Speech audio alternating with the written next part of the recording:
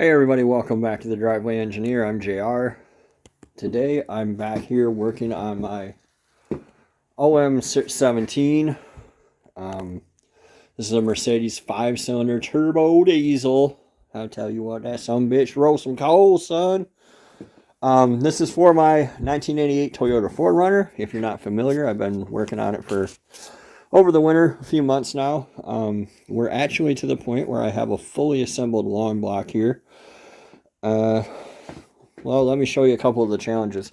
One was getting these rocker arms back under here, but if you watched my previous video, you know that the springs, the valve stems are threaded, and you can run this lock nut down and compress the springs. So by doing that and rotating the engine, hello Hazelnut. Hazelnut's a really good helper in the garage. By doing that and rotating the engine a couple different ways, I was able to, get them in there. They're in two parts. There's the two back cylinders and then the three front. The chain was a big debacle. I'll show you that in a moment. One neat trick that I just now learned on the interwebs is that this tensioner has to be retracted. The way that I have it right now is it's back, but it'll actually come out. So like when I took it out, it was fully extended, and it wouldn't go in there, and I tapped it and like the whole thing fell apart. So I was going to pretend like I didn't know and just send it, because that's how I roll, right Hazelnut? Hazelnut knows. So when I first took it apart, it was like this and it would not go in there. So I pushed it back like this, and see that circlip just locked. That's the out position. There was like no way that I could install that. There was not enough slack.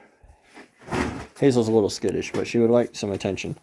There was not enough slack in the chain. There was no way that I could install it. So I hopped on the interwebs, and it was actually helpful for once. David Roberts, Roberts Fab Work, he has a cool channel. He's building a TJ, if you're interested in more OM617 stuff. And another gentleman pointed out that this has to be retracted. So what you do is you knock this all the way out, install it from the back, and then put your spring. This is the spring. And that goes back in there. Also, you want to check your spring for some wear like mine. Now that I've looked at it, see what happens? See what happens when you mess around? I don't know if I can get it to focus, but mine's ground about halfway through on the side. Right there. I just saw it. I can't get it to focus. Focus up, you piece of crap. There we go. Yeah, check your spring for wear if you're actually doing this. There it is. See that shiny spot? That coil's about wore through, so I guess I'll have to replace that. Yeah, I'm getting pretty close to... The real holdup on this will be the flywheel. I really want... So what I'm using is a 3-liter V6 transmission for a Toyota, the R150. And what I'm using for a flywheel is going to be the 3.4 liter, because I can get a bigger clutch for a 3.4 liter.